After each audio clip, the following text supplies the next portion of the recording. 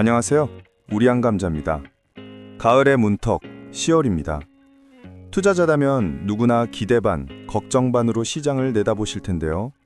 오늘 브리핑 자료를 딱 한마디로 요약하면 숨 고르기 후 재도약입니다.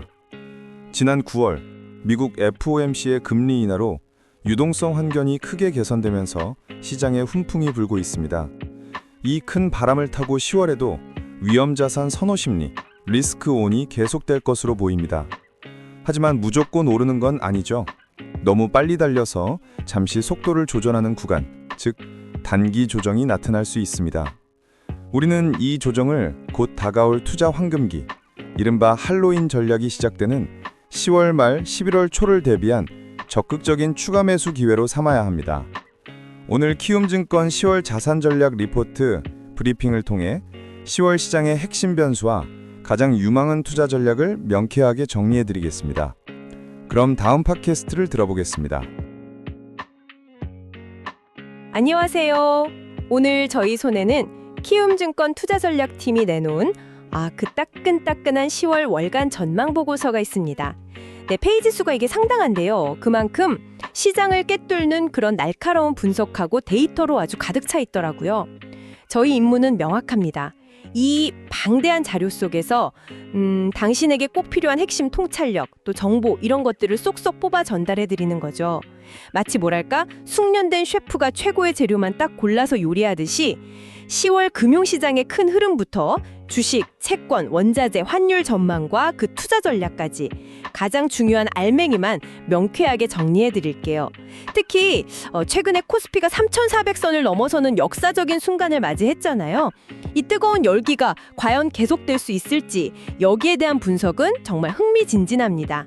자, 그럼 본격적으로 한번 펼쳐볼까요? 네, 맞습니다. 10월은 여러모로 중요한 분기점이 될 수 있는 시기인데요. 9월에 미국 연준이 금리를 내렸잖아요. 그러면서 시장에 돈이 더 돌 거다, 이런 기대감, 즉 유동성 환경은 분명 개선됐습니다. 하지만 동시에 아직 해결되지 않은 변수들도 여전히 곳곳에 숨어 있죠. 이번 보고서의 큰 줄기는 전반적으로 위험 자산, 특히 주식에 대한 선호 심리가 이어질 거다 이렇게 보면서도 특정 영역에서는 돌다리도 좀 두드려보고 건너라, 이런 식의 신중한 접근을 요구하고 있거든요. 어떤 포인트를 좀 눈여겨봐야 하고 그 배경에는 또 어떤 논리가 숨어 있는지 오늘 좀 깊숙이 들여다보겠습니다. 네, 보고서가 그리는 큰 그림은 역시 10월에도 금융시장, 특히 주식시장이 더 오를 수 있다, 이런 기대감인 것 같네요. 가장 강력한 엔진은 역시 말씀하신 그 유동성 개선 효과겠죠. 정확합니다. 9월 FOMC의 금리 인하 결정 이후요, 연말 안에 추가로 금리를 더 내릴 수도 있다, 이런 기대감이 시장 전반에 쫙 퍼졌습니다. 쉽게 말해서 시장에 돈이 더 풀릴 수 있다는 거죠. 네. 여기에 더해서 미국과 한국 정부가 경기를 좀 부양하려고 재정을 더 풀겠다, 이런 계획을 발표하면서 성장에 대한 긍정적인 분위기를 만들고 있습니다.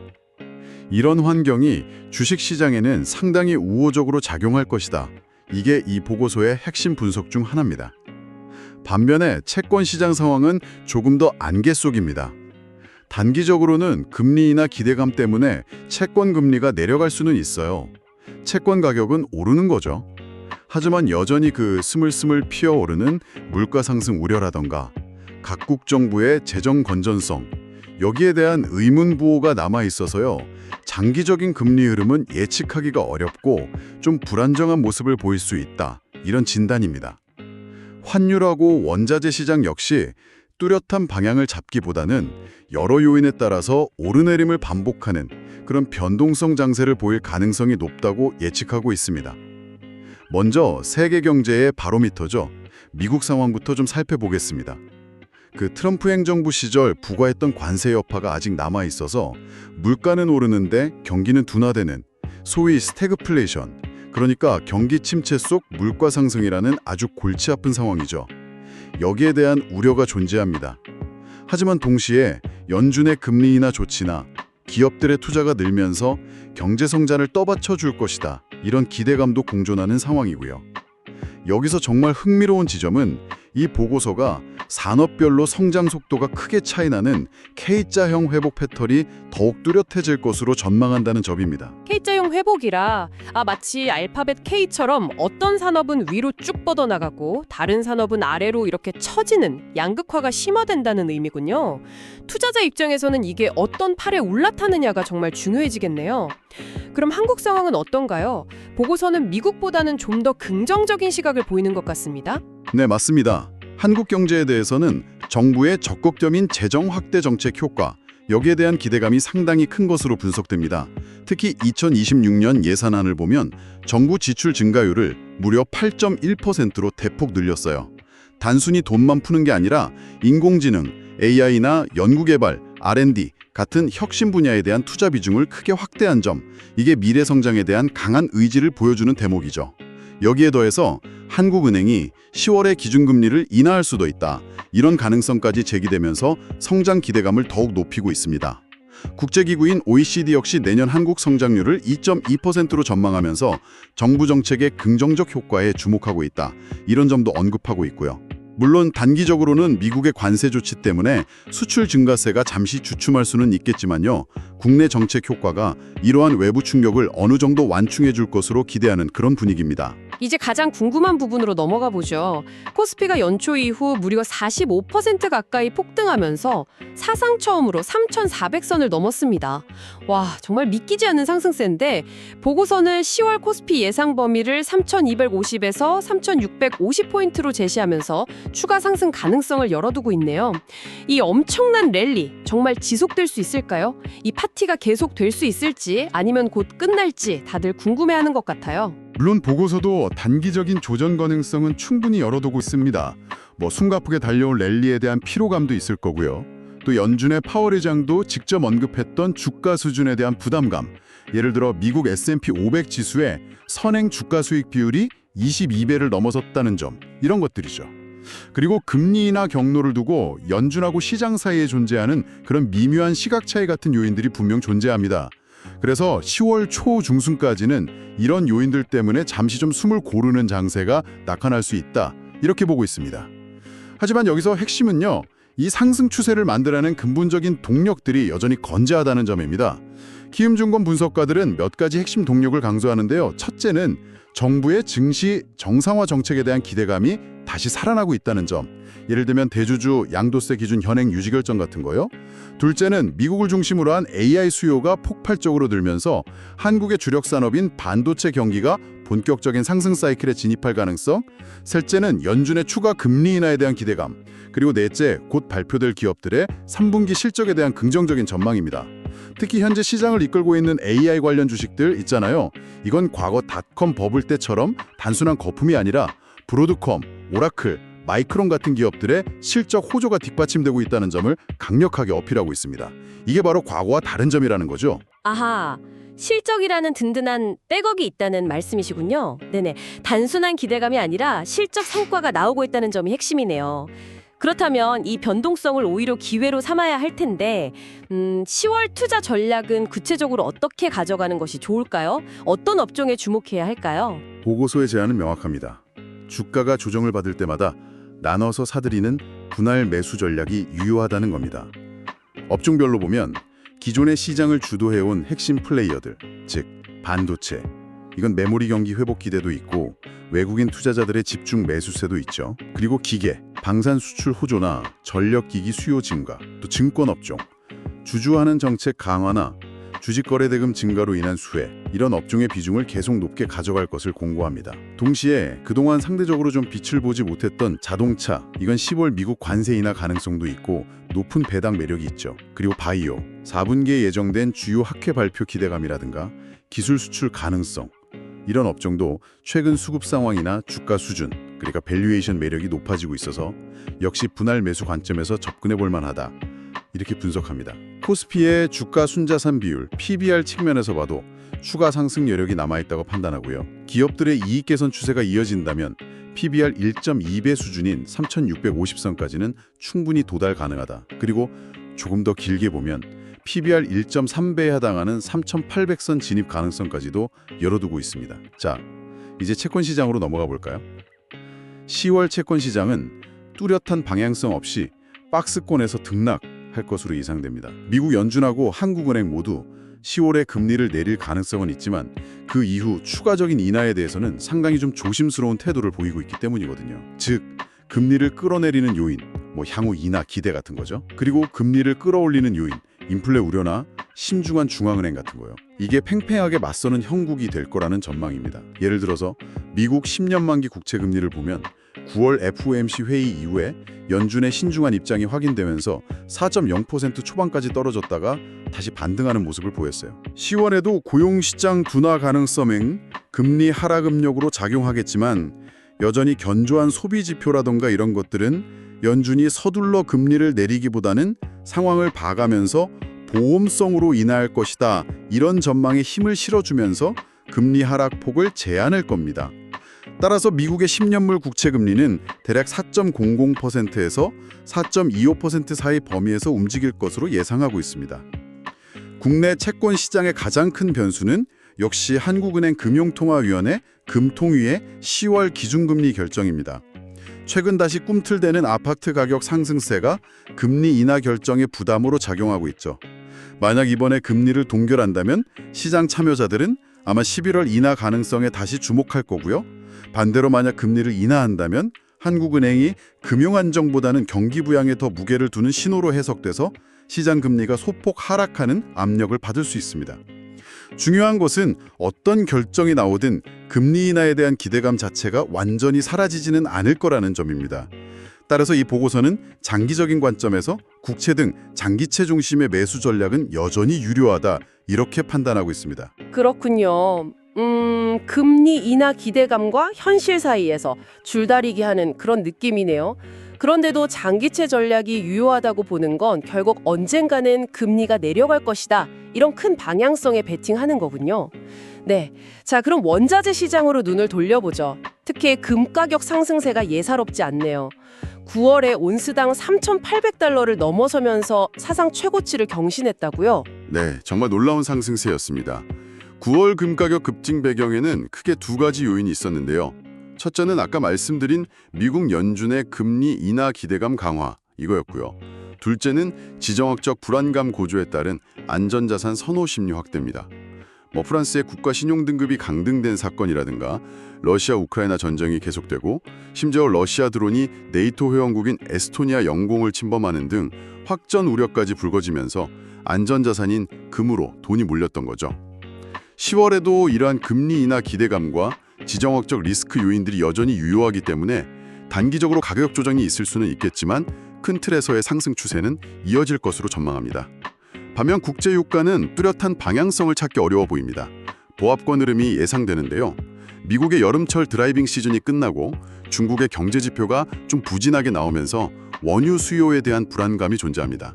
하지만 동시에 러시아 우크라이나 전쟁과 관련된 공급 차질 우려, 예를 들어 우크라이나의 러시아 에너지 시설 공격이라던가 서방 국가들의 추가 제재 가능성, 네이토와의 군사적 긴장 고조 등 이런 것들이 유가 하락을 막는 버팀목 역할을 할 것으로 보입니다. 즉, 수요 부진하고 공급 불안이 맞서면서 유가가 크게 오르기도 내리기도 어려운 상황이라는 거죠.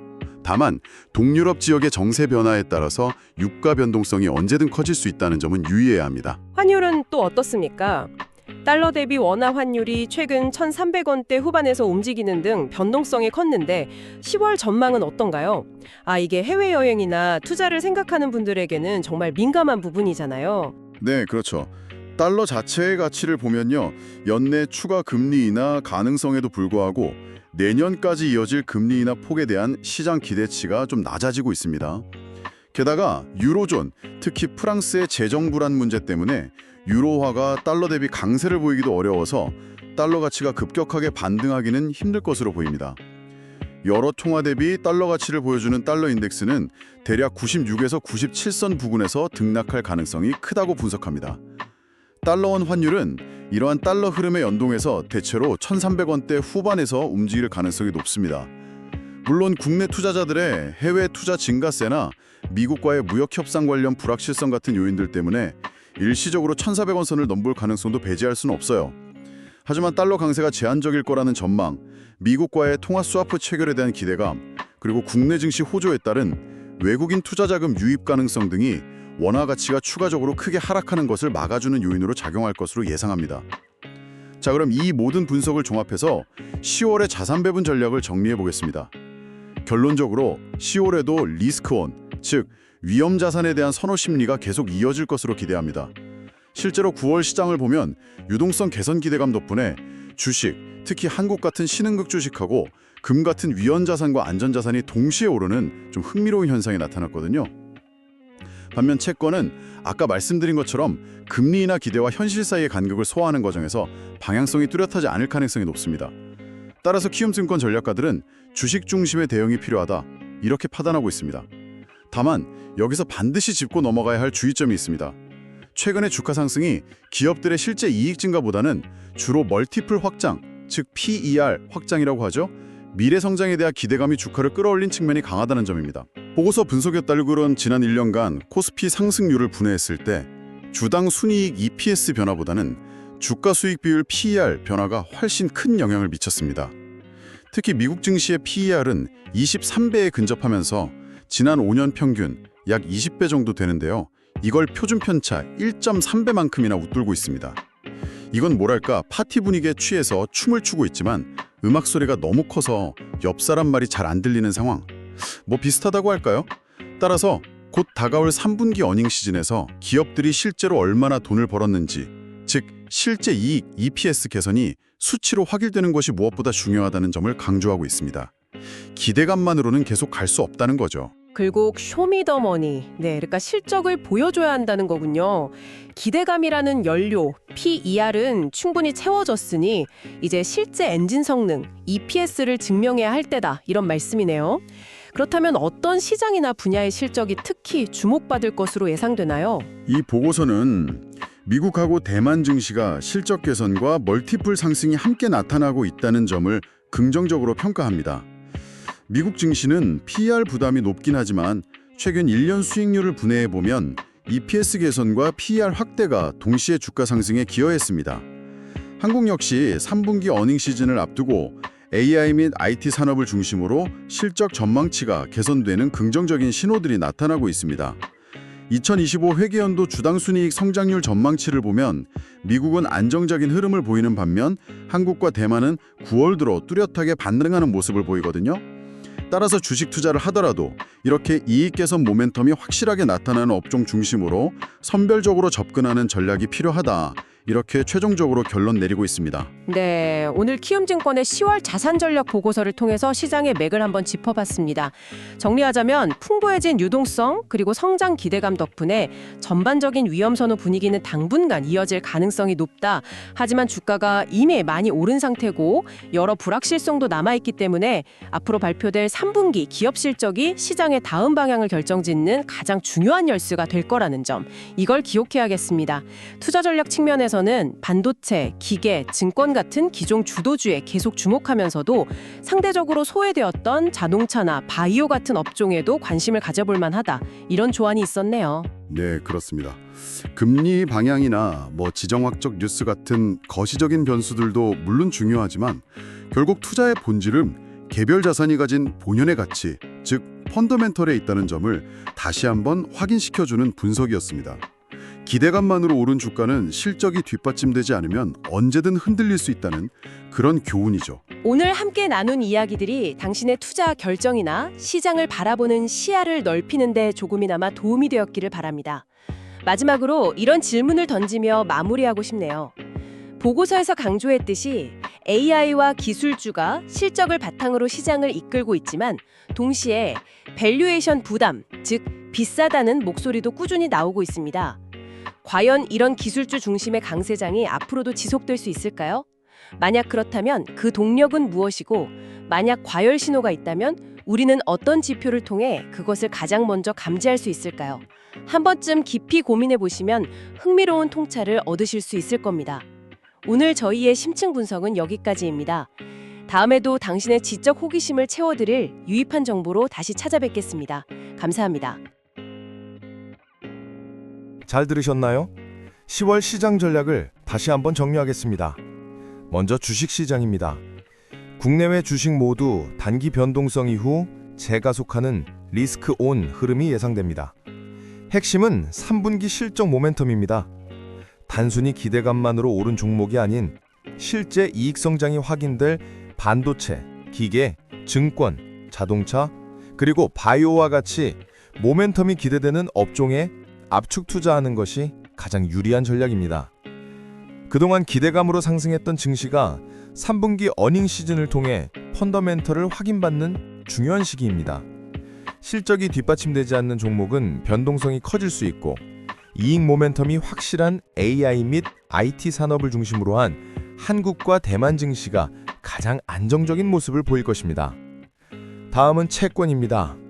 미국 연준과 한국은행의 신중한 태도로 보합권 흐름이 예상되지만 결국 금리 인하 기조는 이어질 것이라는 기대감이 남아 있습니다.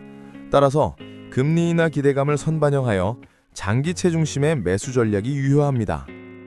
원자재 중에서는 금의 강세가 지속될 것으로 보입니다.